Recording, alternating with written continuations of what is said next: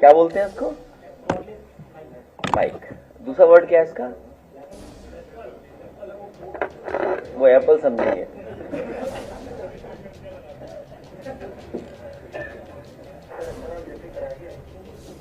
N apple a day keep doctor away.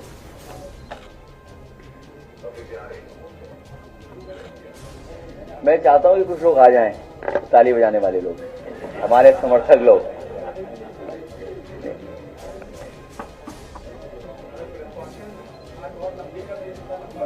कितना? नहीं, मैं सुन नहीं पाया कुछ। थोड़ी देर तो सुना मैंने, उसके बाद मैं नहीं सुन पाया। क्या चीज?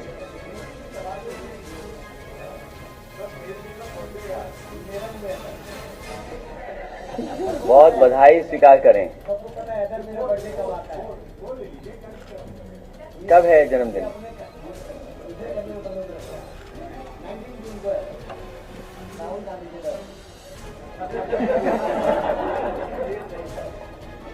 तो तुम्हारे नाम के आगे लगा सकते हैं उनका सरनेम, लगा सकते हैं।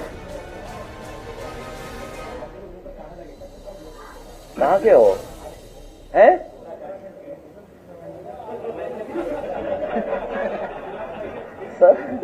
सब कब्जा तो यहीं का है।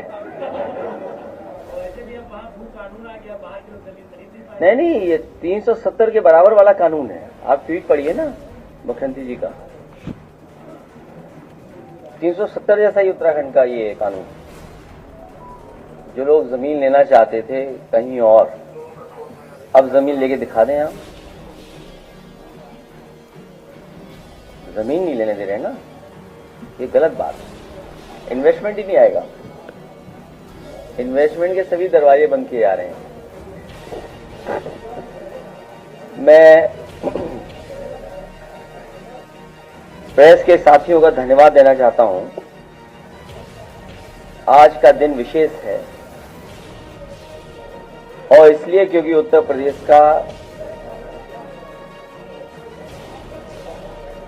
9वां बजट पेश हुआ है।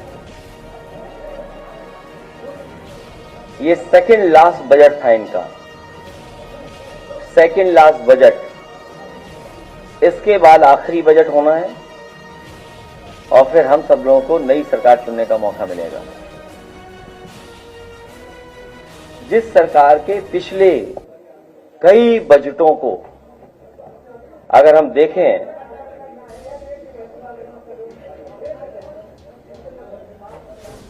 तो ये जो बजट हैं, इनके घोषणा पत्र से कोई तालमेल नहीं बनता इनका। इस बजट का और इससे पहले बजटों का कोई फोकस नहीं रहा। बिना विजन के बजट आए हैं। कोई रोड मैप तैयार नहीं था सरकार का कि किस दिशा में हम लोगों को उत्तर प्रदेश को ले जाना है, और कोई क्लैरिटी नहीं है बजटों में कि हम किसान या जो बेसिक चीजें हैं, लोगों की जरूरतें हैं, उनको कैसे किया जाए। हर बार बजट आता है और सरकार यही कहती है कि उत्तर प्रदेश का सबसे बड़ा बजट है। ये लैंग्वेज, ये टर्म हर सरकार हर बजट के लिए इस्तेमाल कर सकती है, क्योंकि जो भी बजट होगा वो पिछले बजट से बड़ा बजट होगा। तो ये बात कहना कि सबसे बड़ा बजट पेश हो रहा है, ये सोचने की बात है। ये बजट नहीं, बड़ा ढोल है। ये बजट नहीं, बड़ा ढोल है जिसमें आवाज तो बहुत है पर अंदर से खाली है। ये बजट खोखला है। ये बजट खोखला है। इस बजट का झोला खाली है। जनता को लग रहा है बजट आया ही नहीं है। वो पूछ रही है कि प्रवचन तो आया गया। जनता सोच रही है कि बजट आया ही नहीं। वो पूछ रही है प्रवचन तो आ गया, बजट कब आएगा। बजट देख करके किसानों की उम्मीद का खेत सूख गया है। बजट देख करके महिलाओं के माथे पर घर चलाने की चिंता की लकीरें और बढ़ गई हैं। बजट देख करके बेरोजगारों की आंखों के आगे अंधेरा छा गया है। बजट देख करके व्यापारी, कारोबारी और दुकानदारों पर मंदी की मार और गहरा गई है। जो वहां मेज पीट रहे थे, बजट देख करके भाजपा के मंत्री और विधायकों के गले सूख गए हैं, क्योंकि अपने विभागों और विधानसभाओं में तो उन्हें ही महंगाई, बेरोजगारी का सामना करना पड़ेगा। उन्हें गुस्से का भी सामना करना पड़ेगा, क्योंकि अंतोगत्वा विधायक, मंत्री को ही जनता को फेस करना है। वो महंगाई का जवाब क्या देंगे, बेकारी का जवाब क्या देंगे। और जो बजट लगातार 9 पेश किए हैं सरकार ने, उसके बाद जो बेरोजगारी और बेकारी से जूझ रहे हैं उनके लिए जवाब क्या है। बजट देख करके बुनकरों का ताना माना रुक गया है और हथकरघे खामोश हो गए हैं। बजट देख करके जनता पूछ रही है कि जुमला मंत्रालय के लिए बजट कितना आवंटित किया है। हालांकि अंग्रेजी की एक कहावत है कि साइलेंस इज गोल्ड। जब उसके से मिलती जुलती हम लोग हिंदी में कहावतें या उसके आसपास की कहावतों को पढ़ते हैं या संस्कृत की जब सोचते हैं, तो हमें समझ में आता है कि हालांकि वो संस्कृत का मैं बोल नहीं सकता हूं, किसी को बुरा लग जाएगा, लेकिन साइलेंस इज गोल्ड, उससे मिलती जुलती जो संस्कृत में एक मुहावरा बोलें या सेइंग बोलें या कोट बोलें, उसका मतलब यह है कि विद्वानों की सभा में मूर्ख के लिए मौन ही आभूषण होता है। विद्वानों के सभा में मूर्ख के लिए मौन ही आभूषण होता है। और ये तो विधानसभा थी जहां पर बहुत जागरूक लोग थे। कुछ लोग उर्दू का विरोध उर्दू में किए, और यहां पर जितने लोग बैठे हैं, हमारे पत्रकार साथी बड़े जागरूक समझदार लोग हैं, वो उर्दू को भी जानते हैं, हिंदी को भी समझते हैं, अंग्रेजी को भी समझते हैं। तो सोचिए, पहली सरकार है जो उर्दू का विरोध उर्दू में कर रहे थे।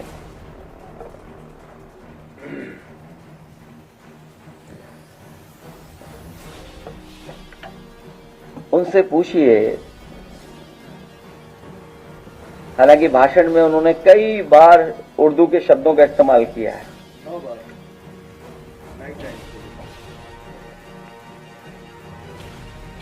जो उर्दू के शब्द उन्होंने बोले, बदनाम, बख्शा नहीं जाएगा, पैदा, गुनहगार, मौत, तमाम, हादसा, जान, हसीन, जुआन, बस्ती, सबके पायदान, अगर, बात, बच्चों आदि, सरकार, अंदर, दुनिया, क्या ये उर्दू शब्द नहीं है?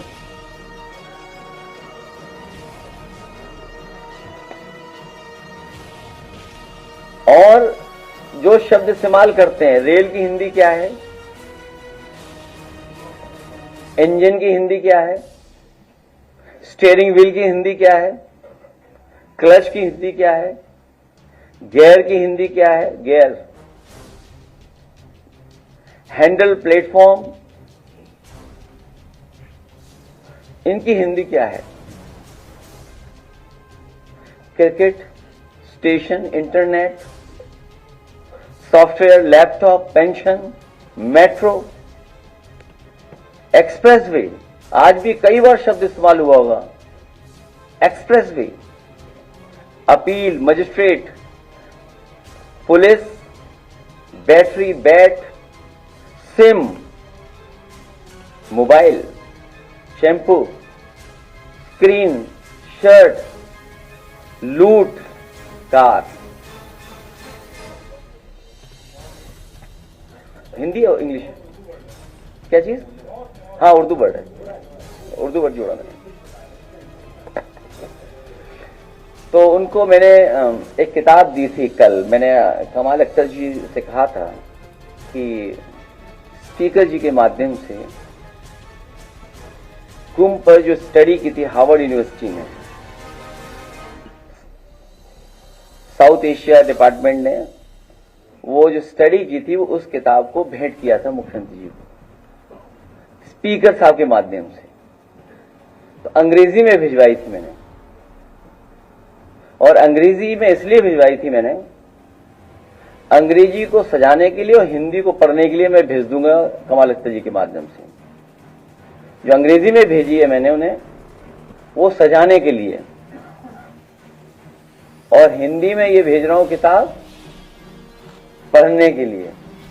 कमाल अख्तर जी भेजना बहुत अच्छा।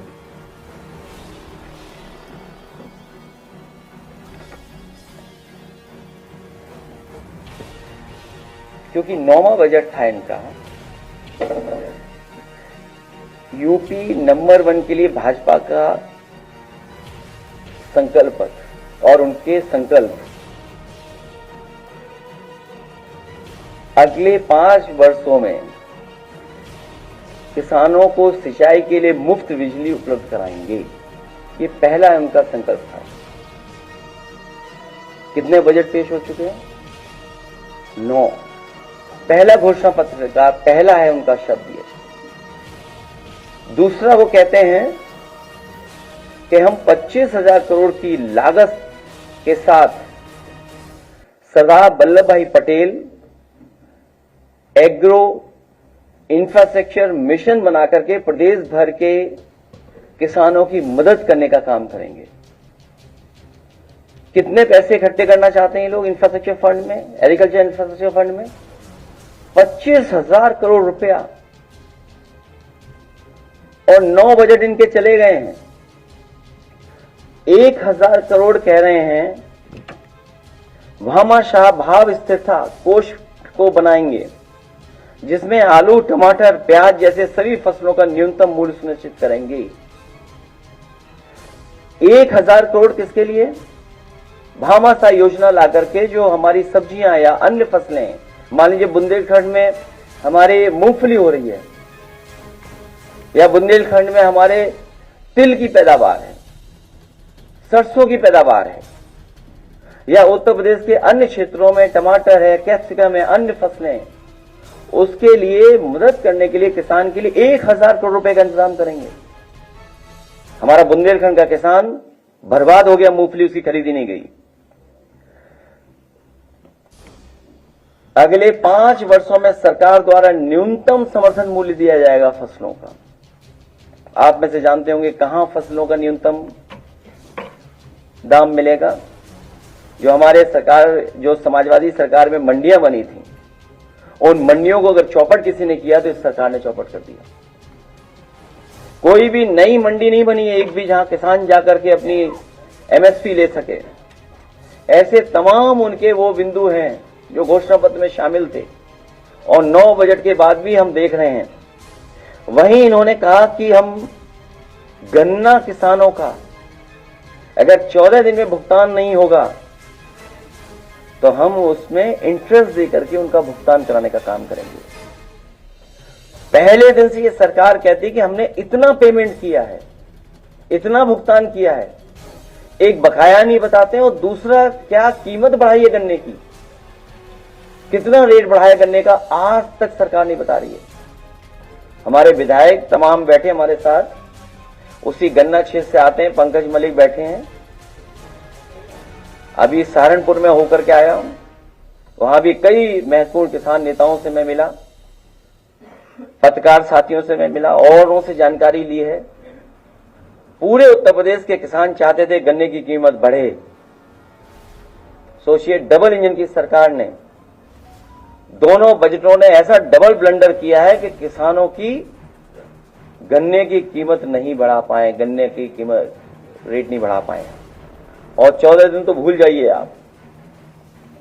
फिर ये सरकार कहती है कि हम 4000 एफपीओ बनाएंगे, एफपीओ, और उनको 18 लाख रुपए से मदद करने का काम करेंगे। कितने रुपए? उन्हें 18 लाख तक की वित्तीय सहायता प्रदान की जाएगी एफपीओ को। सरकार बताए कितने एफपीओ की मदद की है। प्रदेश में 6 मेगा फूड पार्क विकसित किए जाएंगे। ये डबल ब्लेंडर सरकार ने अगर एक भी मेगा फूड पार्क विकसित किया हो तो सरकार बताए। Mega food park. और मुझे याद है उस समय की सरकार से मिलकर के, उस समय की दिल्ली की सरकार ने उत्तर प्रदेश में कई फूड पार्क के लिए, प्रोसेसिंग के लिए योजनाएं लागू की थी, जिसमें मुझे याद है एक कन्नौज और दूसरा बस्ती में। लेकिन सरकार ने पता नहीं क्या रुख अपनाया है कि अभी तक वो चालू नहीं हो पाए। सेंटर ऑफ एक्सीलेंस बनाया इजराइल गवर्नमेंट के साथ मिलकर के, और कई एक्सपर्ट साइंटिस्ट उसमें थे शामिल, जहां पर किसानों को कैप्सिकम, टमाटर या ग्रीन हाउस में तैयार कर करके किसानों को उपलब्ध कराते थे, जिससे किसानों की आय बढ़ सके, उनकी पैदावार अच्छी हो। सरकार आते ही बजट नहीं दिए जा रहे कहीं भी। कोई भी एक्सीलेंस सेंटर बनाया, उसमें कहीं भी कोई बजट का इंतजाम नहीं है, ना साइंटिस्ट को बुलाया जा रहा है। फिर ये कहां से आय दोगुनी कर देंगे? जो लोग सशक्त नारी की बात कर रहे हैं, जिन्होंने कहा कि यूपीपीएससी में हम महिलाओं की संख्या दुगनी कर देंगे सरकारी नौकरियों में। इनके घोषणा पत्र में है कि यूपीपीएससी में हम लोग दुगनी कर देंगे। आज बताएं कितनी दुगनी हो गई है? 500 करोड़ की लागत से state talent search and development scheme शुरू करेंगे। कहो तो ये मुख्यमंत्री जी पढ़ ही ना पाए।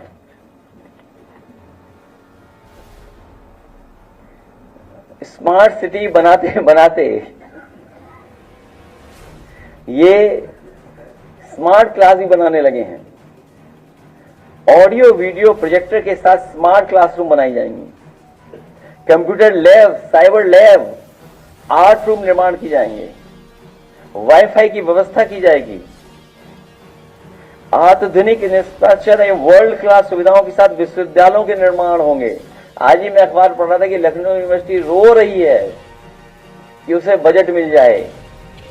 सोचिए क्या लिखते हैं अपने घोषणा पत्र में कि आधुनिक इंफ्रास्ट्रक्चर एवं वर्ल्ड क्लास सुविधाओं के साथ विश्वविद्यालय बनाएंगे। जो आपके नाक के नीचे है विश्वविद्यालय, वो फंड के लिए रो रहा है। और बाकी यूनिवर्सिटी कॉलेज का क्या हाल होगा वो आप बेहतर समझते होंगे। स्वस्थ प्रदेश बनाएंगे, इसके लिए हम एड लास्ट में एक दिखाएंगे आपको। पूरा मेडिकल डिपार्टमेंट को इलाज की जरूरत है, स्वास्थ्य विभाग को, पूरे स्वास्थ्य विभाग को इलाज की जरूरत है। हम लगभग 30,000 करोड़ का इन्वेस्टमेंट लेकर के आएंगे किसी योजना के माध्यम से। 30,000 करोड़ मतलब सरकार अपने हाथ खड़े कर रही है। सरकार नहीं चाहती कि वो इलाज खुद दे, वो चाहती है कि प्राइवेट इन्वेस्टर्स इसमें आए। और जो वित्त मंत्री हैं, सबसे पहला medical college central state government की स्पॉन्सरशिप दोनों स्कीम से मिलकर के शाहजहांपुर का पहला मेडिकल कॉलेज शुरू किया गया था। उस समय वित्त मंत्री के गृह जनपद का मेडिकल कॉलेज ही में कुछ नहीं हो रहा है। इलाज तो दूर, दवाई तो दूर। जो मेडिकल कॉलेज चलाने के लिए जो स्टाफ की जरूरत होती है वो स्टाफ ही नहीं है वहां पे। और आपको याद होगा जिस समय मैं सदन में था कि उस मेडिकल कॉलेज में कितने प्रोफेसर की जरूरत है, कितने असिस्टेंट प्रोफेसर की जरूरत है, कितने अन्य स्टाफ की जरूरत है, उसकी पूरी सूची पढ़ी थी मैंने। जब वित्त मंत्री के अपने गृह जनपद के मेडिकल कॉलेज की ये हालत हो, स्वास्थ्य की ये हालत हो, मैंने जानकारी की है शाहजहांपुर की, एक भी एम्बुलेंस नहीं चल रही वहां पर। फोन मिलाने पर एम्बुलेंस ही नहीं आती है, घंटों इंतजार करने के बाद एम्बुलेंस पहुंचती है। सोचिए वित्त मंत्री के जनपद का ये हाल। और अभी हाल में मैं कैंसर इंस्टीट्यूट गया था, क्योंकि इधर अगर हम डेटा सरकार का देखें तो डायबिटीज, हार्ट, किडनी और कैंसर, इन गंभीर बीमारियों से बहुत गरीब के घर में परेशानी आ रही है। बहुत बड़े पैमाने पे ये बीमारियां बढ़ती चली जा रही हैं, लेकिन इलाज नहीं मिल पा रहा है। जो पर्याप्त इलाज मिलना चाहिए, समय से इलाज मिलना चाहिए, क्योंकि अगर समय से इलाज मिल जाएगा तो खर्चा भी कम होगा और जीवन भी बचाया जा सकता है। लेकिन समय पे इलाज नहीं सरकार दिला पा रही है। अभी जब मैं कैंसर इंस्टीट्यूट गया, तो जब मैं कैंसर इंस्टीट्यूट में पहुंचा हूं तो सबसे पहले मरीज जिससे मैं टकराया वो गोरखपुर की थी बेटी। सोचिए कैंसर इंस्टीट्यूट में अचानक हम लोग गए, और जब मैंने कैंसर इंस्टीट्यूट के परिसर में गया और मैंने जानना चाहा कि मरीज कहां इंतजार करते हैं, कहां आराम करते हैं, तो वहां पर देखा कि जहां पर ओपीडी बनी हुई है बिल्डिंग की, उसी पर जमीन पर अपना गद्दा बिस्तर लगा करके सो रहे हैं। और जो सबसे पहले मैं टकराया, गोरखपुर की बेटी से टकराया मैं।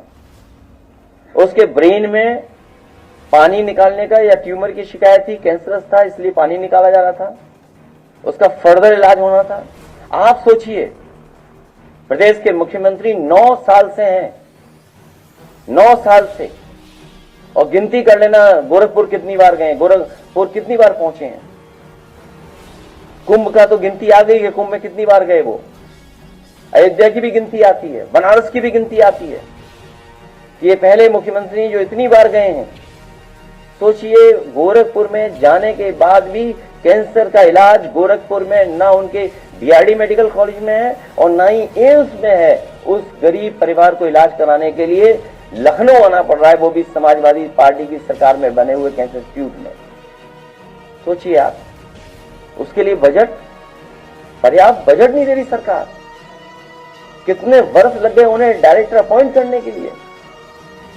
जब मैं एक बार औचक निरीक्षक करने गया था, ऐसे ही औचक निरीक्षक नहीं बोलेंगे, अपने बनाए हुए कैंसर इंस्टीट्यूट को देखने, बजट के दिन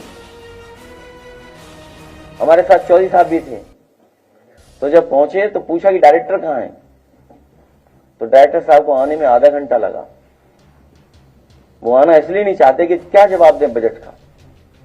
अभी हम लोग विधायक लोग सब गए मिल करके, डायरेक्टर गायब हो गया वहां से, और इसलिए चले गए कि क्या बताएं।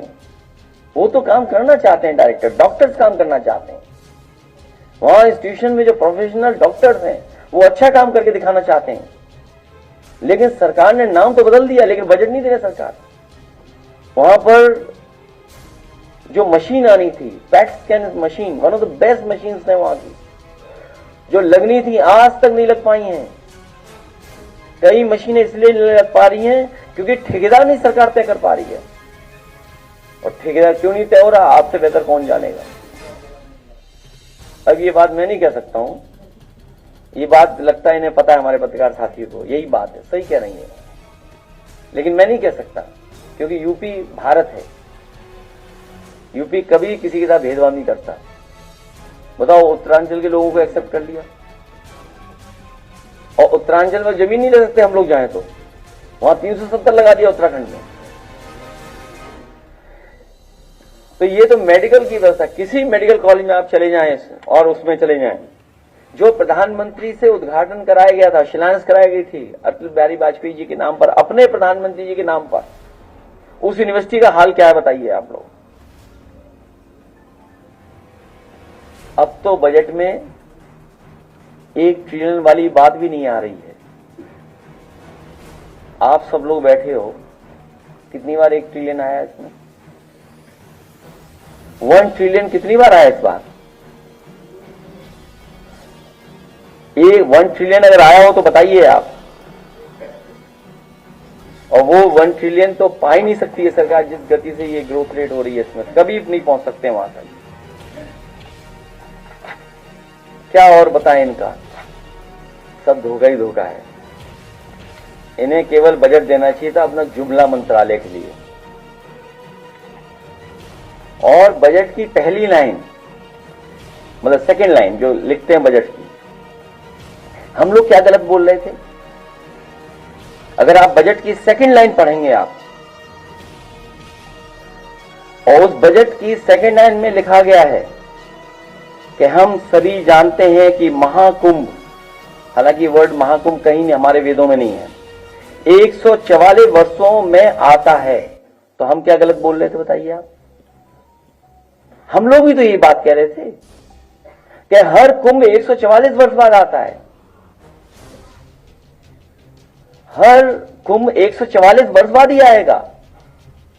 क्या गलत कह रहे हैं? जो बात हम लोग कह रहे थे वो आपने लिख दी अपने बजट के स्पीच में, और इनकी बजट स्पीच बिना उर्दू के पूरी नहीं हुई। लगता है वित्त मंत्री ने बजट गोपनीयता बनाने के लिए मुख्यमंत्री जी को भी नहीं दिखाया। अगर मुख्यमंत्री जी को दिखा दिया होता तो शायद वित्त मंत्री ये शेर नहीं पढ़ पाते कि जिस दिन से चला हूं मेरी मंजिल पे नजर है।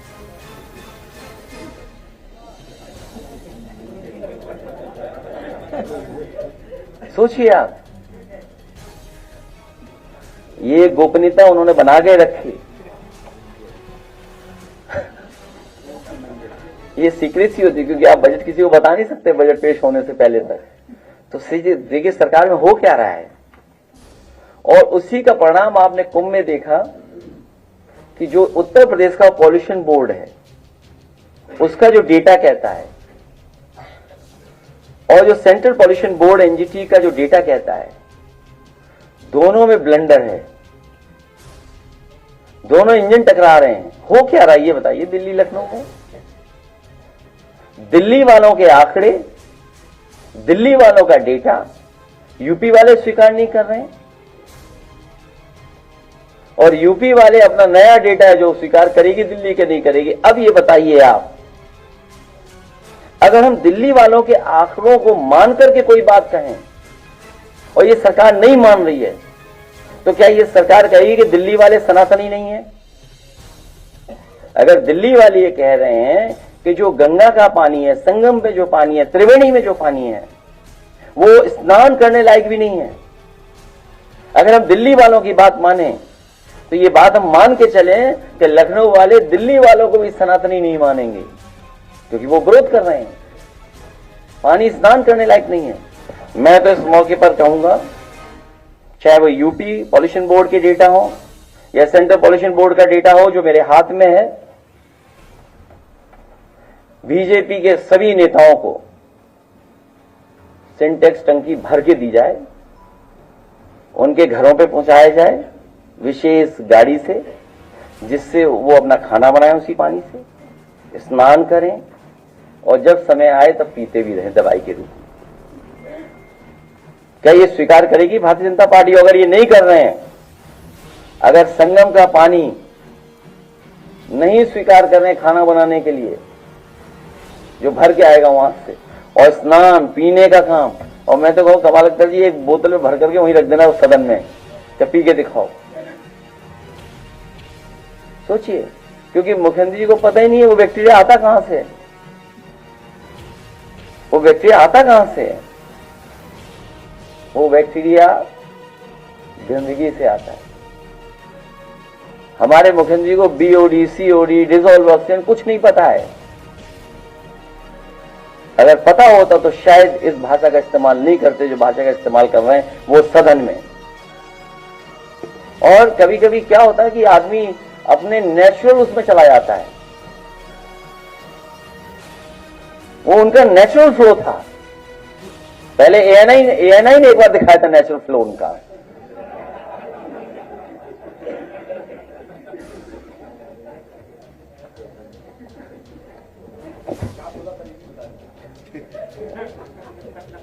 अनपार्लियामेंट्री वर्ड है, अनपार्लियामेंट्री वर्ड है। जीरो टॉलरेंस क्राइम में जो इनका भेदभाव है और कुछ ही लोगों पे भरोसा कर करके उन्हीं से सब काम लेना, उन्हीं से सब काम करवाना, उसका परिणाम क्या है कि हाईएस्ट लेवल का करप्शन है पुलिस विभाग में। अभी तक का हाईएस्ट लेवल का करप्शन है और अपने कुछ लोगों को खुश करने के लिए कुछ लोगों पर कार्रवाई लगाता है। हाईएस्ट लेवल पर करप्शन है और उसका उदाहरण कई हैं। पुलिस विभाग का इतना करप्शन उत्तर प्रदेश के लोगों ने कभी नहीं देखा होगा जितना हो रहा है और हर तरह का करप्शन है। जितने तरह के करप्शन होते हैं हर तरह का करप्शन पुलिस विभाग में है और उसका परिणाम क्या है? आज Uttar Pradesh crime against women में नंबर 1 है, क्राइम अगेंस्ट वुमेन में नंबर 1 है, क्राइम अगेंस्ट SC ST बहुत से प्रदेशों को हम पीछे छोड़ गए और कस्टोडियल डेथ में हम न जाने कहां हैं। और ये सरकार संविधान की बाबा साहब भीमराव अंबेडकर जी का जो आर्टिकल 21 है, जो आर्टिकल 21 कहता है, उसकी भी सरकार परवाह नहीं कर रही है। क्योंकि कई बार ये लोग बैलेंस करने के लिए भी जान ले लेते हैं। अगर किसी की जान ले ली, उंगली उठ गई, तो उन्हें बैलेंस करना है तो अपने आदमी को भी वो मार देंगे। सोचिए आप, आर्टिकल 21 संविधान का बाबा साहब का कि आप जान नहीं ले सकते किसी की, और कस्टोडियल डेथ में हम कहां पहुंच गए? साइबर क्राइम, साइबर क्राइम में भी हम लोग न जाने कहां हैं। एक पिछले दिनों हमने सदन में भी कहा था लेकिन खुल के बात नहीं कही थी। आप लोगों ने देखा होगा बहुत सारे अखबारों में वो विज्ञापन आया था कि वो जेल के अंदर एक गधा बंद है। सभी अखबारों में बड़े फ्रंट पे आया था। हमें तो यही नहीं समझ में आया गधा कौन है। एक विज्ञापन अखबारों में आया जिसमें जेल के अंदर एक गधा दिखाया गया। हमें यही नहीं समझ में आया गधा किसको कह रही सरकार ये। और जब हमने उस पर ट्वीट कर दिया, एक्स पे लिख दिया, उसके बाद से वो एड भी आना बंद हो गया। थाने का करप्शन आपको याद होगा। एक थाना बलिया का, उसकी आमदनी क्या थी? प्रतिदिन जाने कितनी इनकम थी प्रतिदिन उसकी? 25 लाख रुपए थे। और कुंभ में जो हम लोगों ने दुर्दशा देखी है, कुंभ में ट्रैफिक जाम, गाड़ियों में बैठे रहे लोग, चलने के लिए चलते रहे, किलोमीटरों चलते रहे, सब सड़कें बंद रहीं, लोग स्नान नहीं कर पाए, जहां पानी मिला वहां स्नान कर लिया, संगम त्रिवेणी में नहीं पहुंच पाए। बहुत से लोग बस स्नान करके चले गए, बस उनकी श्रद्धा थी इसलिए स्नान करके चले गए। क्योंकि सरकार ने इतना इवेंट कर दिया, मैनेजमेंट कर दिया और इतना पॉलिटिसाइज कर दिया। पहली बार कुंभ को पॉलिटिसाइज किया गया होगा, इससे पहले कभी कुंभ पॉलिटिसाइज नहीं हुआ। जो हमारे कुंभ की ब्यूटी थी, वो ब्यूटी ये थी कि कन्वर्जेंस ऑफ रिवर, जो नदियां मिलती हैं, वो है ब्यूटी हमारी। इन्होंने बढ़ा बढ़ा के कह करके, और बहुत सारे साधु संत बोल नहीं सकते हैं लेकिन दुखी मन से कहे हैं, क्योंकि उन्हें सेवा मिलनी चाहिए थी। सेवा करने का काम सरकार को करना चाहिए था। सरकार मुनाफे की नहीं सोच सकती है, धर्म के काम में मुनाफा नहीं सोचा जा सकता है। धर्म का काम सेवा का है, आस्था का काम है। कोई इसमें मुनाफा ढूंढ रहा है? सोचिए आप, इनके लिए धर्म मुनाफा हो गया, बिजनेस हो गई। और धर्म में राजनीति पहली बार सम्राट हर्षवर्धन ने जहां शुरू किया था कुंभ, वैसे तो पौराणिक है लेकिन जो डॉक्यूमेंटेड हिस्ट्री बोलती है वो यही बोलती है कि सम्राट हर्षवर्धन ने कभी कुंभ शुरू किया था। हाँ, सम्राट हर्षवर्धन में पहुंचते थे, 75 दिन रह करके दान कर करके जाते, स्नान करते थे लोग, और सभी धर्मों के लोग बुलाया जाता था, सभी धर्मों के लोग मौजूद रहते थे। जैसे इन्होंने कुंभ शुरू किया, जिस व्यक्ति ने कभी कुंभ शुरू किया उसकी प्रतिभा ही हटा दी वहां से, और जब मैंने उस बात को ट्वीट किया, लिखा एक्स पर, तो जल्दी जल्दी में उन्होंने एक चौराहे पे सम्राट हर्षवर्धन को लगा दिया।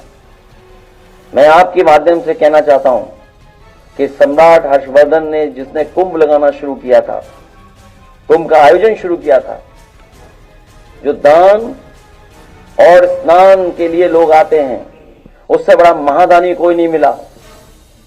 हालांकि दानवीर कर्ण का अलग इतिहास है, अलग तरीके से हम लोग मानते हैं, लेकिन कुंभ में महादानी उससे बड़ा कोई नहीं हुआ।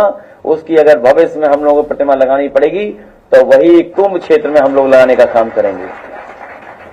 और हम तो दान के लिए कई बार कह चुके हैं, ये सरकार का दिल ऐसा ही नहीं कि दान दे दें। हम तो कहेंगे कि इससे अच्छा मौका नहीं मिलेगा, दिल्ली वालों से दान ले लें, क्योंकि वो जो किला है वो फौज के अंडर है, वो किला दान में ले लेना चाहिए, क्योंकि भविष्य में न जाने कब तक कुंभ होगा। हम लोग धरती पर नहीं रहेंगे तब भी कुंभ होगा, हम लोग नहीं थे धरती तब भी कुंभ हो रहा था, लेकिन बीजेपी वाले इतना प्रचार किए कि कुंभ पहले होता ही नहीं था, वो आए तभी से कुंभ हो रहा है। सोचिए आप, इसको भी ओन करना चाहते हैं। कुंभ भी उन्हीं ने शुरू किया, इवेंट बना दिया उन्होंने। श्रद्धा और भावना से आने वाले श्रद्धालुओं की कितनों की जान चली गई। ये अभी मैं देख रहा था बजट में, ये कोई सेंचुरी बना रहे हैं, गिद्ध सेंचुरी, वो भी क्या है वो, नहीं, कोई संरक्षण हो रहा है, कोई गिद्ध संरक्षण, वो स्पेशल गिद्ध है कोई, तो वो क्या हुआ, प्रजनन क्या होता है बताओ। हमारे मुख्यमंत्री योगी जी क्या सोच रहे हैं, प्रजनन केंद्र गिद्ध का बना रहे हैं, और वो भी कहां पे, अपने गोरखपुर में।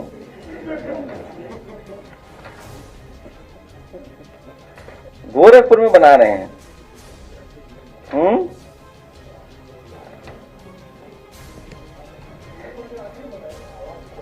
नहीं, वो कहीं है,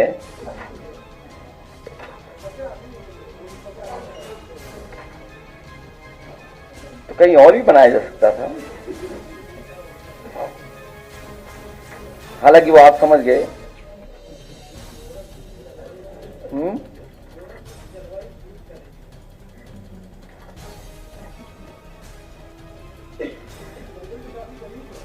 अब ये नहीं पता मुझे, लेकिन वो बना तो रहे हैं कहीं पर। ये आ गया, अच्छा ठीक है, हो जाने दो। खैर एनीवे, तो ये जो बनाया जा रहा है इनका, तो बनाए, हमें कोई आपत्ति नहीं उसे बनाने में। गोरखपुर में बनाने में कोई आपत्ति नहीं है, पर गोरखपुर में मेट्रो नहीं दे पा रहे हैं। और अभी बजट में आया है कि 1000 करोड़ रुपए दे रहे हैं वो जो अर्बन एरिया में बाढ़ आ जाती है उसके लिए। अरे भाई, इतना क्यों शर्मा रहे हो, कह देते गोरखपुर की बाढ़ हटाने के लिए 1000 करोड़ रुपए ले रहे हैं, नाम क्यों नहीं डिस्क्लोज कर रहे हो आप पढ़िएगा बजट में लिख रहे हैं कि 1000 करोड़ रुपए बजट का लिया है अर्बन एरिया में जो बाढ़ आ जाती है उससे निकालने के लिए। देखिए, सोचिए आप, 9 साल हो गए अपने गोरखपुर में नाव चलेगी, इस बार भी जब बरसात आएगी तो देखिएगा, मेट्रो तो नहीं चली, स्टेशन भी कहाँ बना पाया, आज तक स्टेशन भी नहीं बना पाया लखनऊ। तो उसमें क्या करने जा रहे हैं कि 1000 करोड़ लिख देते कि गोरखपुर के लिए चाहिए हमें, और पेड़ लगाने जा रहे हैं। लगभग 140 करोड़ पेड़ लगा चुके हैं, और इस वर्ष 35 करोड़ पेड़ और लगा देंगे। तो लगभग जब सरकार जा रहे होंगे तो 200 करोड़ पेड़ लगा दिए होंगे। वो मैंने मैथमेटिक्स कई बार बताई आपको कि जिस समय समाजवादी सरकार थी तो 1000 एकड़ में 1,24,000 पेड़ लगे थे। 1000 एकड़ में किसी भी फॉरेस्ट के अधिकारी से आप पूछ लेना, उस समय का कोई अधिकारी रहा हो, तो 1000 एकड़ में 1,24,000 पेड़ लगाए गए थे, ग्रीन बेल्ट तैयार की गई थी। तो सोचिए 200 करोड़ पेड़ के लिए वो जगह कहां है जहां पेड़ लगे।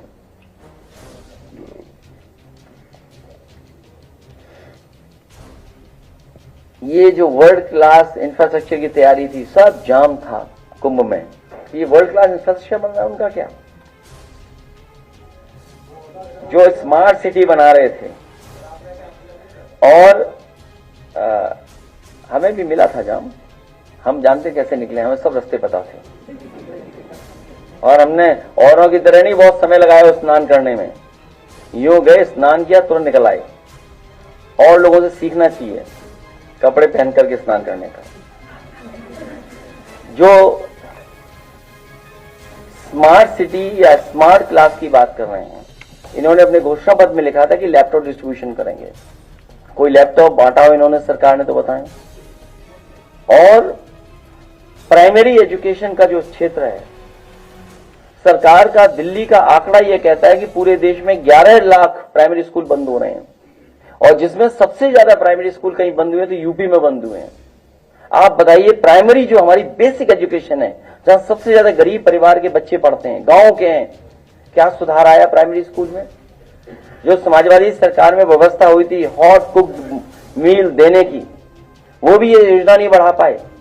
बर्तन देने थे, वो भी नहीं बढ़ा पाए। बैग जो मिलते थे, अब शायद बजट में कुछ पैसा दिया है, लेकिन प्राइमरी एजुकेशन बिल्कुल बर्बाद कर दी इन्होंने। माध्यमिक का बुरा हाल है। और यहां पर सबसे प्रेस्टिजियस देश के जो स्कूल दिल्ली में माना जाता है, संस्कृति स्कूल, संस्कृति स्कूल यहां बनाया था। आज भी खंडर है, वहां पहला प्रिंसिपल वही बनी थी, एक लेडी, यहां की जो जिलाधिकारी थी उनकी पत्नी बनी थी, पहली प्रिंसिपल वो बनी थी। कुछ दिन चला, उसका चला ही नहीं वो स्कूल, उसका स्कूल वैसे का वैसा है।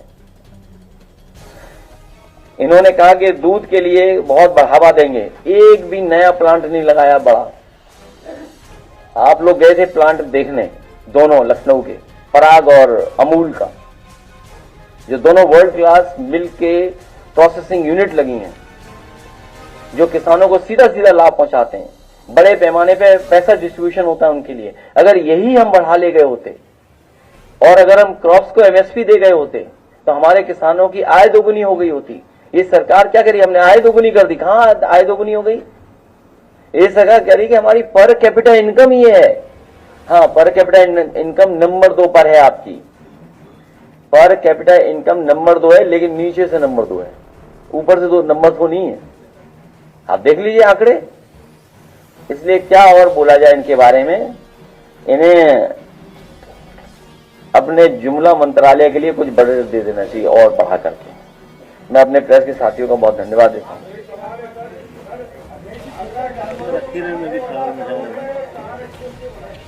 देखिए, आप बिल्कुल कंफ्यूज मत हो। जिन्होंने अभी तक कुछ नहीं किया, और जहां तक गंगा एक्सप्रेसवे की बात थी, आपको और आपके माध्यम से ही हम लोगों को जानकारी मिलती रही कि ये तय किया था सरकार ने कि महाकुंभ के होने से पहले हम गंगा एक्सप्रेसवे शुरू कर देंगे। आप बताइए, कुंभ खत्म होने को आ गया, क्या वो एक्सप्रेसवे शुरू हो गया? आपका बुंदेलखंड एक्सप्रेसवे, मैंने पार्लियामेंट में भी ये बात कही कि बुंदेलखंड एक्सप्रेसवे में जितना पैसा आपने लगाया, और उद्घाटन के बाद जैसे ही प्रधानमंत्री दिल्ली पहुंचे होंगे, पूरा बुंदेलखंड एक्सप्रेसवे बह गया। और आज भी मेंटेनेंस चल रहा है बुंदेलखंड एक्सप्रेस में। सोचिए आप, जो पूर्वांचल एक्सप्रेसवे बनाया था वो मानक के हिसाब से नहीं बना। इंडियन रोड कांग्रेस कहती है कि मीडियम जो होता है वो 10 मीटर, 12 मीटर, 14 मीटर होना चाहिए। पता नहीं किसने भारत सरकार को पत्र लिखा, उत्तर प्रदेश सरकार से परमिशन ले ली, मीडियन काट दिया उसका, केवल इसलिए सेफ्टी से खिलवाड़ की जिससे बजट कम हो जाए। और आप उछलते जाइए बुंदेलखंड में, उछलते जाइए पूर्वांचल एक्सप्रेसवे में, और मुख्यमंत्री जी ने अपना खुद का एक्सप्रेसवे नहीं बना पाए। पहले तो सुनने में आ रहा था 6000 करोड़ का बनेगा, और अब वो 7000 करोड़ का बन गया। 7000 करोड़ का। हालांकि वो बात यह कहने की नहीं है, लेकिन बात कह भी देनी चाहिए। अमूमन क्या होता है, जब कोई ठेकेदार को नया ठेका मिलता है, तो अगर छोटा ठेका मिलता है तो मोटरसाइकिल खरीद के ले आता है। अगर बड़ा ठेका मिले तो वो गाड़ी ले आएगा, और बड़ा मिले तो स्कॉर्पियो ले आए, और बड़ा मिले तो फॉर्च्यूनर ले आए। लेकिन बीजेपी के ठेकेदार तो हवाई जहाज ले आते हैं। सोचिए आप,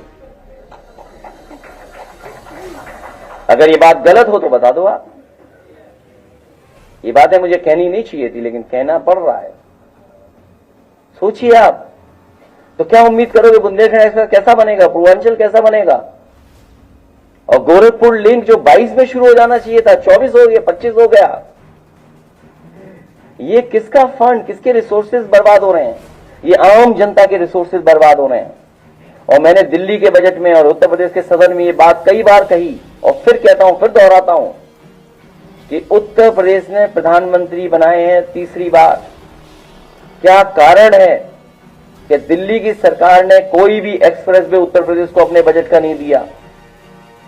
महाराष्ट्र को मिल रहा है, राजस्थान को मिल रहा है, गुजरात को मिल रहा है, अन्य स्टेटों को मिल रहा है दिल्ली के बजट का एक्सप्रेस वे। लेकिन यूपी जैसा बड़ा स्टेट जो देश की इकोनॉमी को बेहतर कर सकता है, एक भी एक्सप्रेस वे दिल्ली के बजट से क्यों नहीं मिल रहा, ये बताइए आप। और अगर दिल्ली के बजट से मिला होता तो हमारी यूपी का बजट बचता, उससे हम किसान की, नौजवान की, महिलाओं की और उत्तर प्रदेश के दूसरे कार्यों में विकास के लिए लगा देते। ये कारण क्या है? ये जितने भी एक्सप्रेस वे बनाए जा रहे हैं, ये सब कागज पे बनाए जा रहे हैं। मुख्यमंत्री से कहिए हिंदी में नाम ढूंढ के लाएं उसका, एक्सप्रेस अंग्रेजी इस्तेमाल ना करें उसके लिए, अंग्रेजी इस्तेमाल ना करें उसके लिए। और ये जितने एक्सप्रेस वे हैं ये सब घाटे के हो गए, क्योंकि आपने कहा चित्रकूट तक, चित्रकूट पहुंचा ही नहीं एक्सप्रेस वे, पहले छूट गया। तो अगर आप उसको आगे तक जोड़ेंगे, अब रीवा तक जोड़ रहे हैं, ये हमारी पार्टी का सुझाव था। और हरिद्वार तक हमने कहा कि आपका ये बुंदेलखंड एक्सप्रेस वे है, अगर ये हरिद्वार जुड़ जाए तो धार्मिक नगरी से उत्तर प्रदेश के लोग आराम से आसानी से जा सकेंगे। आपको याद होगा जिस समय बस शुरू हुई थी नेपाल से, जहां से सीता मां आती हैं, नहीं, अरे जनकपुर से अयोध्या की बस यात्रा शुरू हुई थी, याद होगा। आप पता करो बस चल भी रही कि नहीं चल रही है। मैंने कहा नेपाल से जोड़ने के लिए अयोध्या को सड़क क्यों नहीं बनी? लाखों लोग आए श्रद्धालु, और लाखों हमेशा आएंगे, क्यों नहीं आएंगे? क्यों नहीं आएंगे? ये सोचते इन्हीं के समर्थक गए, हमारे समर्थक भी गए। ऐसा नहीं है कि उन्हीं के गए, बोला बीजेपी के गए। अरे बीजेपी का थोड़ी है, श्रद्धालु है, वो बीजेपी का नहीं है। और आपकी इंफ्रास्ट्रक्चर पोल खुल गई, लोगों की जान चली गई दर्शन करने से पहले श्रद्धालुओं की। उनकी मदद सरकार क्यों नहीं कर रही है? यहां गिन रहे शेर हमने बढ़ा दिए, 100 से कुछ 200 कर दिए शेर, टाइगर, लेकिन इन्हें गिनती अभी तक समझ में नहीं आ रही कि जान जाने वालों की गिनती कितनी है, जो भगदड़ में मरे, और भगदड़ कितनी हुई है ये भी सरकार नहीं बता पा रही है। न जाने कितनी भगदड़ हुई है। जितनी बार मुख्यमंत्री गए हैं उतनी बार ही कुंभ में आग लगी है, पता कर लेना आप। जितनी बार मुख्यमंत्री जी गए हैं उतनी बार ही कुंभ में आग लगी है। और सुनने में आया कि बैलून में भी आग लगी, वो पता नहीं जिंदा बचे थे कि मर गए। बैलून। और जो श्रद्धालु गए, कुछ लोगों की रास्ते में जान चली गई। श्रद्धालु गए, स्नान करके लौटे, जान चली गई। कुछ पहुंच भी नहीं पाए जब जान चली गई। बताओ उनकी मदद सरकार करेगी कि नहीं करेगी? और गिनती नहीं बता पा रहे हैं। और मैं आपको जानकारी दे दूं, आप भी अखबार पलट रहा, जिस समय एसटीएफ को जांच दी गई तो एसटीएफ ने कहा षड्यंत्र है और साजिश है, इसकी पोल खोली जाएगी। उस समय कहा उन्होंने कि हमने त्रिवेणी नोज से संगम नोज पे कहा 16,000 नेटवर्क से मोबाइल पता किए हैं। अगर हमने 16,000 नेटवर्क पे मोबाइल पता किए तो मान लीजिए 32,000 लोग थे, 32 नहीं 50,000 लोग रहे होंगे, 50,000 लोग रहे होंगे। और आप गिनती कितनी बता रहे हो भाई? आप ही कह रहे हो, हम नहीं कह रहे हैं, आप ही आंकड़े हम पेश कर रहे हैं। आपने कहा 16,000 नेटवर्क में थे उस समय लोग साजिश करते समय, और आपने कहा ये डिजिटल कुंभ होगा। आपके सीसीटीवी क्यों बंद हो गए? वो सीसीटीवी की रिकॉर्डिंग कहां है जिस समय भगदड़ मची थी? सीसीटीवी क्या थे? आप कह देंगे वो तार कट गए थे, बिजली नहीं थी इसलिए टूट गए थे तार, रिकॉर्डिंग ही नहीं की कैमरे ने। और ड्रोन क्या कर रहे थे आप चंद्रमा तक पहुंचना चाहते हो, लेकिन जमीन पे क्या हो रहा वो दिखाई नहीं दे रहा आपको। ड्रोन कितने थे सोचिए आप, कहां गए ड्रोन आपके? और पिछली बार के पता करना, जो सीएजी रिपोर्ट कहती है कि ड्रोन फर्जी थे, नकली ड्रोन थे, नकली ड्रोन उड़ाए थे, पिछले सीएजी की रिपोर्ट में कहा गया। तो अभी तो जब और जांच होगी तो आपको पता लगा क्या किया इन्होंने कुंभ में।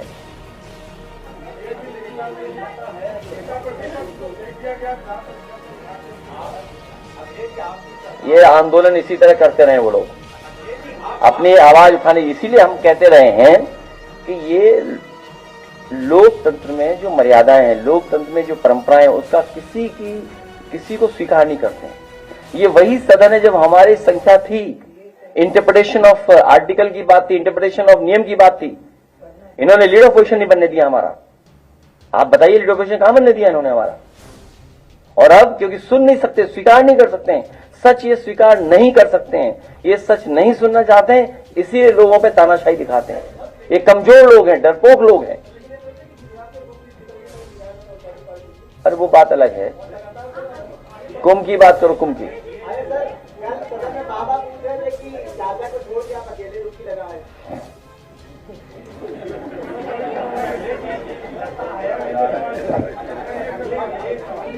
नहीं, उन्हें देखो, हमारे चाचा की बहुत चिंता रहती है उन्हें। अरे रुक जाओ ना भाई, उन्हें चाचा की चिंता रहती है। अच्छा हुआ उनके संग डिप्टी सीएम दो नहीं गए, वो डुबकी के बाद निकलने ही नहीं देते उन्हें। दोनों हाथ पकड़ करके ऐसी डुबकी लगाते और नहीं मानते हैं, ले जाओ दोनों डिप्टी सीएम को दोबारा डुबकी लगवाने संघ में। अरे डुबकी के बाद बाहर निकलने दें आपको।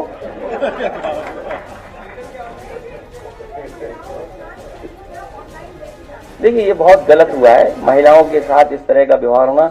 इसकी तभी तो मैं कह रहा हूं, जो लोग ये कहते हैं डिजिटल कुंभ होगा, तो आपके सीसीटीवी या इस तरह की चीजें जो हो रही थी, साइबर क्राइम में आप नंबर 1 है, यूपी साइबर क्राइम में नंबर 1 है। क्या कर रहे हैं आप? एआई, बताइए एआई जानते नहीं हमारे मुख्यमंत्री एआई क्या है? अच्छा एआई अगर जानते होते तो आप सोचिए, मुझे किसी ने बताया, हो सकता है मुझे जानकारी गलत दी हो, आप बेहतर उस चीज को इंटरप्रेट कर सकेंगे। मुझे किसी ने जानकारी दी कि मुख्यमंत्री जी का कोई बहुत प्रिय सलाहकार है, उसने ये कहा कि मोहम्मद शमी ने डुबकी लगाई है। अच्छा, क्योंकि मोहम्मद शमी को उन्होंने कहां देखा होगा, तो सुनने में यह है कि एआई जनरेटेड जो उसकी पिक्चर थी वो सोशल मीडिया पे चल रही थी। अब वो मैं नहीं जानता किसके साथ है। तो अरे रुक जाओ ना, भागो नहीं, अब तुम्हारा जवाब सब देंगे। तो जो एआई जनरेटेड, तो एआई के रिले बना रहे सेंटर, क्या जानते हैं एआई के बारे में हमारे मुख्यमंत्री जी? बताओ ना क्या जानते होंगे, आप खुद सोच के बताइए। जो ये कहते हो कि एआई से जनरेटेड फोटो को वो सच मान गए कि शमी ने डुबकी लगाई है। सोचिए आप, लगाई किसी और ने डुबकी, कह दिया किसी और के बारे में। ये तो हमारे मुख्यमंत्री हैं।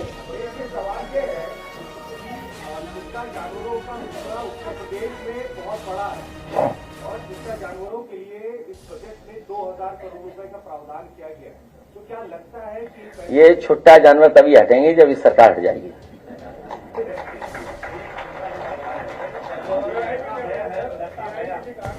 लता हया है उर्दू की शायरा, उन्होंने एक पंक्ति उर्दू में गाई थी, तो एक पंक्ति सुनाने पर एक सवाल लेते हैं, यही की बेटियां दोनों ने यहीं पर जन्म लिया, सियासत से इन्हें हिंदू और मुसलमान क्यों बना दिया? मुझे दोनों के हालात एक ही मालूम होते हैं, कभी हिंदी में बंदिश तो कभी उर्दू में ताला। बात लिखी है तो दूर तलक जाएगी वो ये कि ये जो कल उन्होंने बनाया, परसों उन्होंने नेता दल में मुद्दे में बयान दिया था उर्दू पे, तो उस पर अध्यक्ष ने कार्रवाई की नहीं। मुझे दुख इस बात का भी है कि अखबारों ने भी बढ़ा चढ़ा करके लिखा है, और अखबारों ने इसलिए बढ़ा चढ़ा के लिखा है कि अखबार भारतीय जनता पार्टी के हो गए हैं। ये जो अखबार हैं जो बढ़ चढ़ा करके शब्द लिख रहे हैं, या जो चैनल बढ़ चढ़ा करके दिखा रहे हैं, ये कई बार अपना सच बोलना चाहते हैं, लेकिन उसके बाद भी मजबूरी बीजेपी के इशारे पे काम करते हैं। तो इसलिए ये गलती जहां सरकार से हुई, नेता सदन से हुई है। और सबसे खराब बात ये, मैंने कल भी प्रेस में कहा और आज फिर रिपीट करता हूं मैं आपकी बात, अगर किसी सदस्य में किसी वजह से वो बात निकल गई हो, क्योंकि वो उनका नेचुरल फ्लो है, ये हमारे मुख्यमंत्री जी का नेचुरल फ्लो है। हमारे मुख्यमंत्री नेचुरली ऐसे हैं, वो हम एएनआई की बात को नहीं कहना चाहते। सुनने में ये भी आया है सुनने में ये भी आया कि एक दिन एएनआई के सामने ज्यादा रो दिए तो ज्यादा रिकॉर्डिंग हो गई, तो उन्होंने वो रिकॉर्डिंग डिलीट करा करके दोबारा रोए फिर वो। तो जो शायरी आप पढ़ रहे हो, हमारे जो मुख्यमंत्री जी ने पता ही नहीं उर्दू के बारे में। सोचो, उर्दू के बारे में, उर्दू के बातें से विरोध कर रहे थे। और सच्चाई ये है कि उर्दू भारतीय भाषा है, उर्दू भारतीय भाषा है, यहीं पर जन्मी है, यहीं पर पली है, यहीं पर बड़ी हुई है और मेरठ और आसपास से निकली है। तो मुख्यमंत्री जी को कुछ पता नहीं है, वो बस अकेले में गजल सुनते हैं। एक कोई गजल पता नहीं कौन सी थी जिसमें रो रहे थे, इमोशनल हो गए थे। अगर आप कोई देखिएगा, बहुत इमोशनल हो गए थे मुख्यमंत्री जी उसमें। नहीं, वो नहीं थी, वो गजल किसी और की है, गुलाम अली की पढ़ रही है। महाकुंभ में जो गंगा का पानी की गंदगी को लेकर दोनों सरकारें आमने सामने हैं। सेक्टर पॉल्यूशन और कह रहा है, पॉल्यूशन कंट्रोल कुछ और कह रहा है, गवर्नमेंट और कह रही है। आप क्या मान रहे हैं, कौन सा? मैं ये मान रहा हूं कि हमारे मुख्यमंत्री जी ये कह रहे हैं कि दिल्ली वाली सरकार सनातनी नहीं है। ये दिल्ली और लखनऊ की सरकारों में ब्लंडर हो रहा है। दोनों इंजन टकरा रहे हैं, डब्बे भी टकरा रहे हैं, इंजन जा ही नहीं पाए हैं, डब्बा वहां शपथ में पहुंच गए कोई। तो तुम्हारी सवाल पूछ पाते हो? देखिए, सवाल का जवाब तभी देंगे जब सब लाइव दिखाओगे या सब रिकॉर्डिंग बाद में दिखाओगे। अरे चलना है,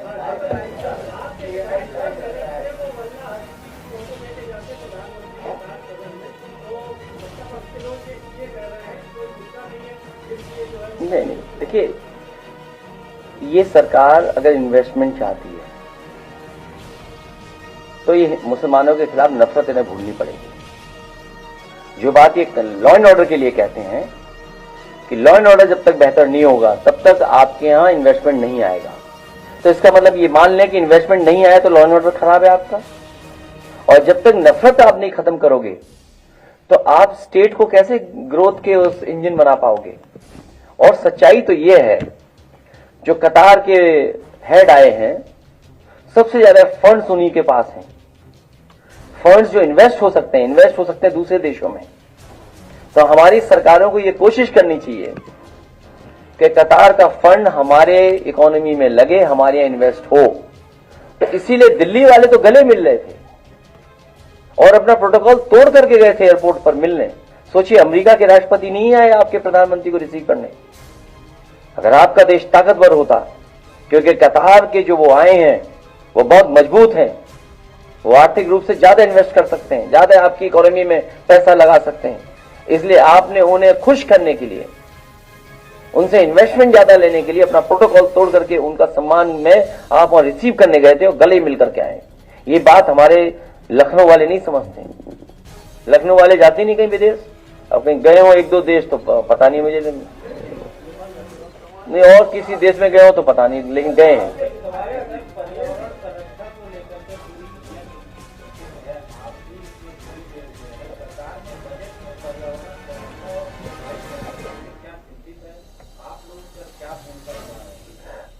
ये इंटेलेक्चुअल्स के लिए और आम लोगों के लिए बहुत इंपॉर्टेंट सवाल है।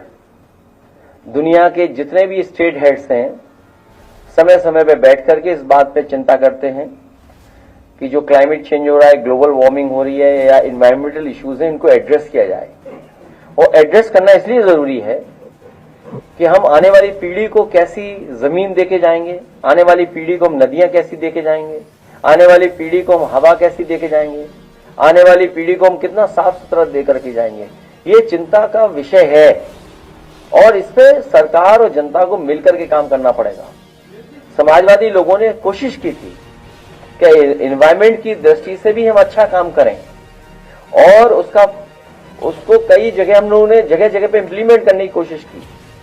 जैसे ग्रीन कवर हम लोगों ने बढ़ाया, या जिस तरीके से प्लांटेशन करते थे हम लोग, जिस तरह सबसे बड़ी बात थी कि ये जो आपकी नदी साफ करने का जो फैसला था, मैं आज भी कहता हूं कि जो गोमती रिवर फ्रंट में मॉडल अपनाया गया है, यही गंगा एक्शन प्लान का सबसे पहला और महत्वपूर्ण पॉइंट था कि कोई भी गंदा नाला पानी का नहीं जुड़े नदियों से, और अगर पानी जुड़े तो साफ होकर के जुड़े आफ्टर द ट्रीटमेंट। वो हम लोगों ने कोशिश की गोमती में, लेकिन इस सरकार ने बर्बाद कर दिया उसको भी। और जो नमामि गंगा या गंगा सफाई या नदियों सफाई के लिए पैसा जो इस बजट में है, कई हजार करोड़ है, ये पैसा नदियों को साफ करने के लिए नहीं है। ये पैसा इसलिए कि बजट में रख दिया, इसको पैसे को साफ कर देंगे, नदियां नहीं साफ होंगी।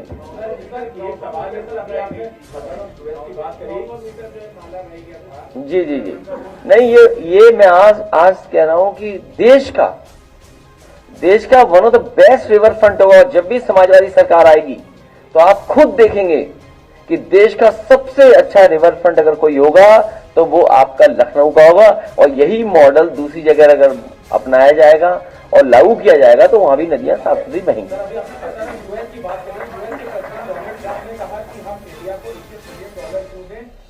21 के 27 $21 मिलियन। $21 मिलियन कोई खास अमाउंट नहीं है, बहुत बड़ा अमाउंट नहीं है। नहीं, एक मिनट इनकी बात खत्म कर रहे। वो $21 मिलियन कोई बड़ा अमाउंट नहीं है, लेकिन सुनने में आ रहा है जिस शक्ति से वो बात कर रहे हैं या जो हथकड़ियां बेड़ियां से हमारे लोग वापस आ रहे हैं, ये बहुत बड़ा सवाल है। और तब बड़ा सवाल तब बन जाता है जब हम 87 रुपए लेकर के जाएंगे, तब आपको ₹1 अमेरिका का मिलेगा। ये बड़ा सवाल है कि जब आप 87 रुपया लेकर के जाओगे तब आपको अमेरिका का $1 मिलेगा। और सोचिए कब ये सरकार क्या कहती थी जब डॉलर की कीमत क्या थी?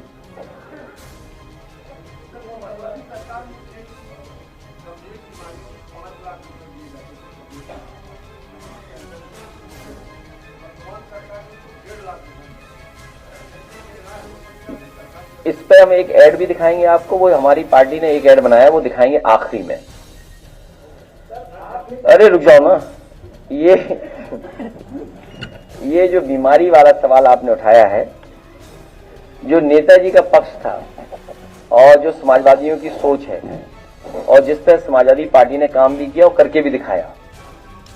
समाजवादी पार्टी का मानना है कि कोई भी गरीब अस्पताल जाएगा उसे न कोई कार्ड दिखाना पड़े, न कोई पैसे के लिए उसे मांग की जाए। एक बार पर्चा बन जाए तो उसका पूरा का पूरा इलाज फ्री होना चाहिए, उस गरीब को कोई परेशानी नहीं होनी चाहिए।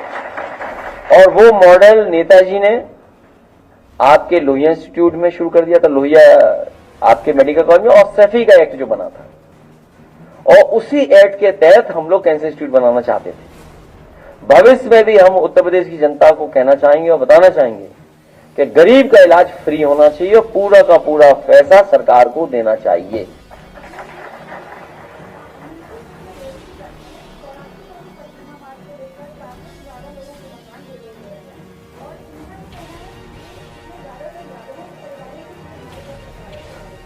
जितना यादव या जो भी पिछड़े दलित, हाँ एक बात और कहने हैं आपको, इस बजट में पिछड़े दलित आदिवासी और माइनॉरिटी के लिए कुछ है ही नहीं। इस बजट ने बड़े पैमाने पर भेदभाव किया है पिछड़ों के साथ, दलितों के साथ, आदिवासियों के साथ, मुसलमान भाइयों के साथ और आदि आबादी के साथ। और जहां तक बात आप कह रहे हैं फैजाबाद अयोध्या की, वहां लगातार अन्याय हो रहा है।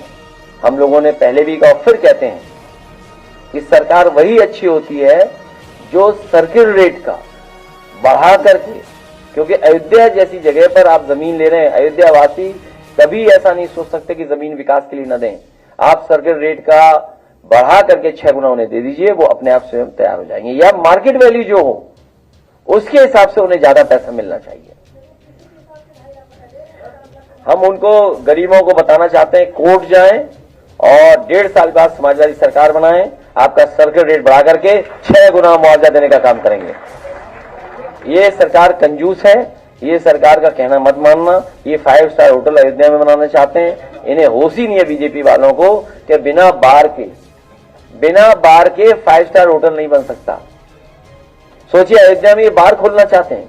आप बताओ पत्रकार साथियों, कोई अगर ये बात गलत हो तो बताइए कि 5 स्टार होटल कैटेगरी में तभी आप शामिल होंगे जब आपके होटल में बार होगा, बार। सोचिए, अयोध्या में बार खोलना चाहते हैं लोग, और अगर बार की परमिशन नहीं होगी तो वो 5 स्टार नहीं खुलेगा। तो जमीन तो ले ली लोगों ने, लेकिन अभी तक कोई 5 स्टार होटल नहीं खुला वहां पर। अगर ये बात गलत हो तो बताइए। और वो पानी का जहाज जो चला था बनारस से, बताओ उसमें बार था कि नहीं था? सब मुस्कुरा रहे हैं, सब चाहते हैं होना चाहिए बार।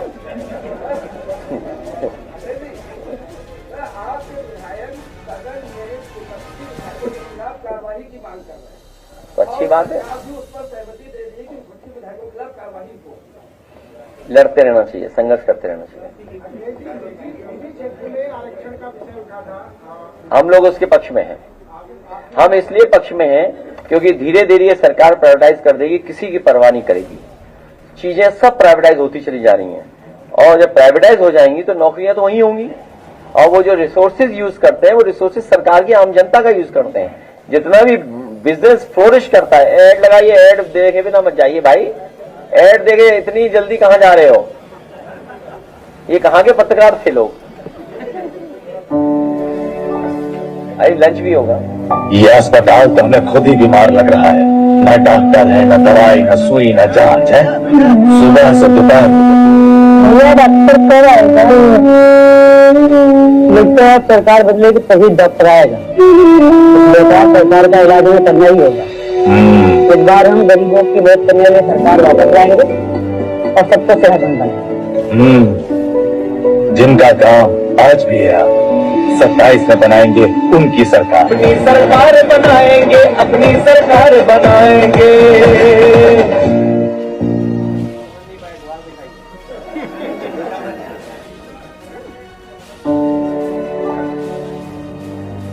ये अस्पताल तो हमें खुद ही बीमार लग रहा है। न डॉक्टर है, न दवाई, न सुई, न जांच है। सुबह से दोपहर डॉक्टर कब आएगा? लगता है सरकार बदलेगी तभी डॉक्टर आएगा। बेकार सरकार का इलाज में करना ही होगा। इस बार हम गरीबों की मदद करने में सरकार वापस लाएंगे और सबको सेहतमंद बनाएंगे। जिनका काम आज भी है, 27 में बनाएंगे उनकी सरकार। अपनी सरकार बनाएंगे, अपनी सरकार बनाएंगे।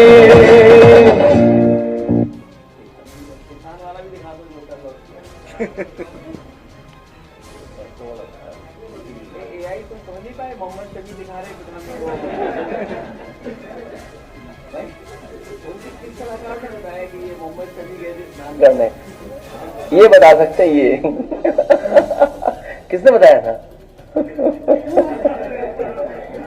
नहीं सच है, मतलब ये तो नहीं करना चाहिए। उन पर जो सलाहकार है, इतना धोखा नहीं देना चाहिए मुख्यमंत्री को।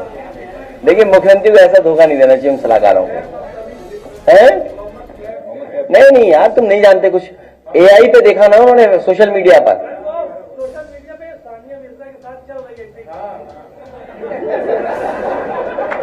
अरे आपकी भी चल रही है बॉडी वाली, कपड़े उतारते हुए आप भी चल रहा है 6 पैक के साथ। अरे बच के रहना AI से। तेरा कुछ गाना वाना नहीं है। ए अपना गाओ, किसान वाला गाओ। ये महफिल तुम्हारे लायक नहीं है, जब ये चले जाएगी तब सुनाना है।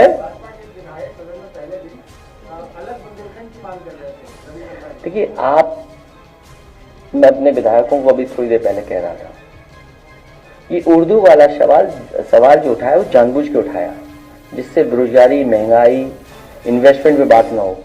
जो इन्वेस्टमेंट की इन्होंने बात कही थी 40 लाख करोड़ की, आप बताइए इन्वेस्टमेंट कहाँ आया है? और वेबसाइट पे क्यों नहीं है? वो वेबसाइट पे दिखाना चाहिए ना कि 40 लाख करोड़ का ये इन्वेस्टमेंट आ गया। इनकी वेबसाइट ही बंद है, आप चेक करिए वेबसाइट में है कि नहीं है। तो ये जानबूझ करके उससे ध्यान हटाने के लिए ये बात कर रहे हैं वो, क्योंकि हमारा वोटर इमोशनल है, हमें बोलना पड़ रहा है उसके पक्ष में, और हमारे सब मुद्दे दब गए।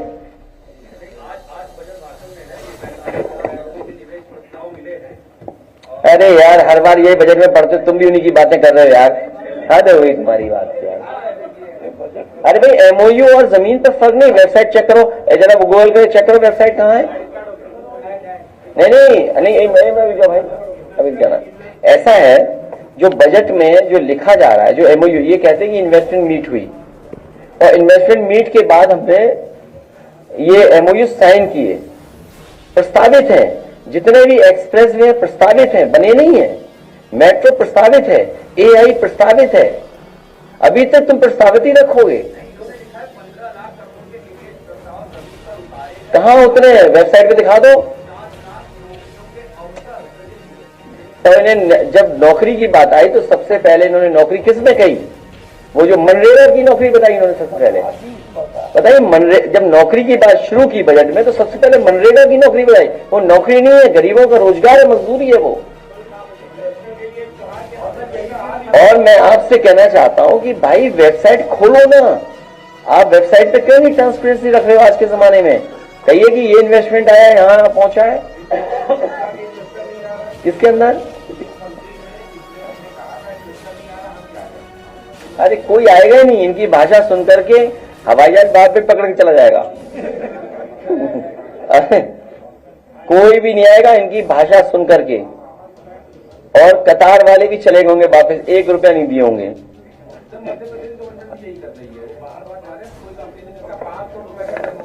एक मिनट, एक ये देखो बड़ा सवाल है।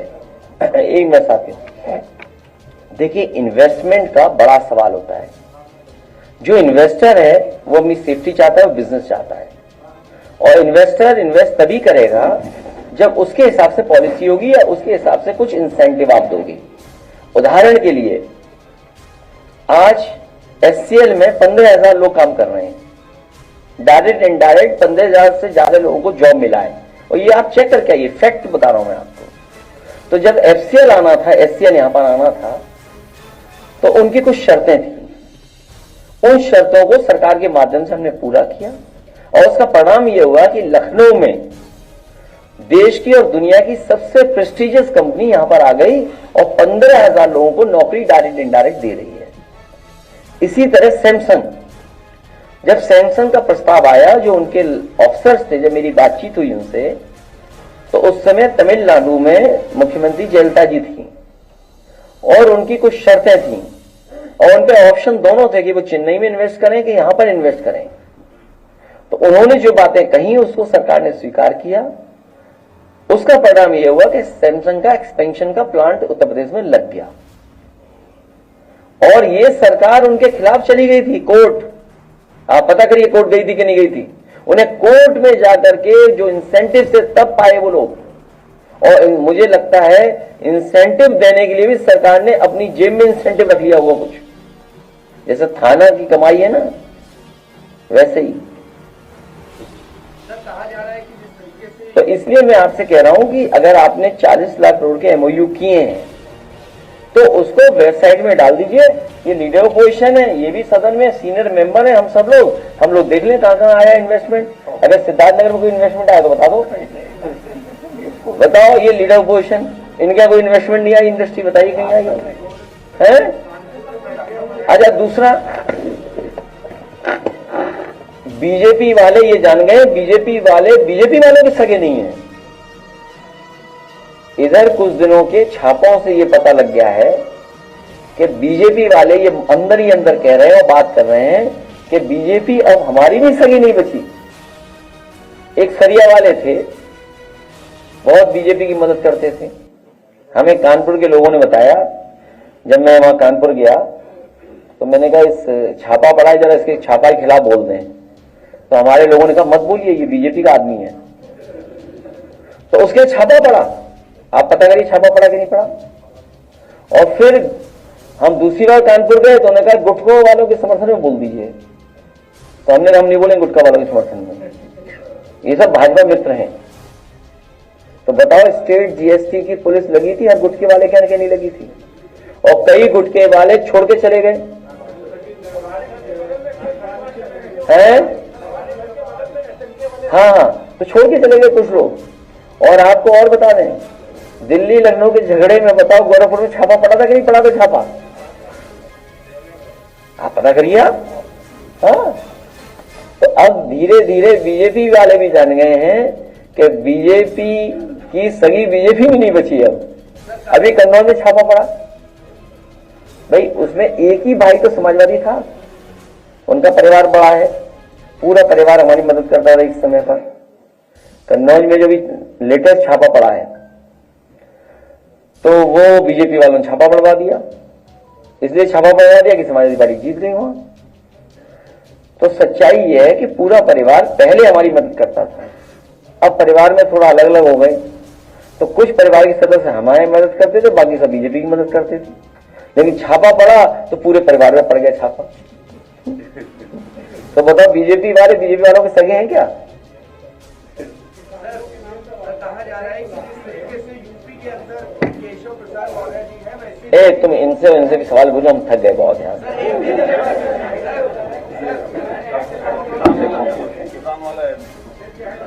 अरे दिखा दो, लाइट बंद करो, दिखाओ। अरे भैया, आज की सरकार में कोई खुद किसान हो या किसी की खेती बाड़ी किसान हो, इन सबका मतलब है बीज, खाद, सिंचाई, फसल की कम कीमत और छुट्टा जानवरों की परेशानी। सोचता हूँ काम ही बदल लो। हम अपना काम नहीं, ये किसान विरोधी नेताओं से सरकार बदलेंगे। हम किसानों का भला करने वाली सरकार वापिस लाएंगे, जो बीज, खाद, बिजली, पानी भी दिलवाती थी और फसल के साथ साथ मजदूरी का सही दाम भी। जिनका काम आज भी है यार, 27 में बनाएंगे उनकी सरकार। अपना भविष्य खुद बनाएंगे, किसी के बहकावे में नहीं आएंगे, सबको समझाएंगे, एकजुट होकर 27 में अपनी सरकार बनाएंगे, मतलब पीढ़ी सरकार लाएंगे। अपनी सरकार बनाएंगे, अपनी सरकार बनाएंगे।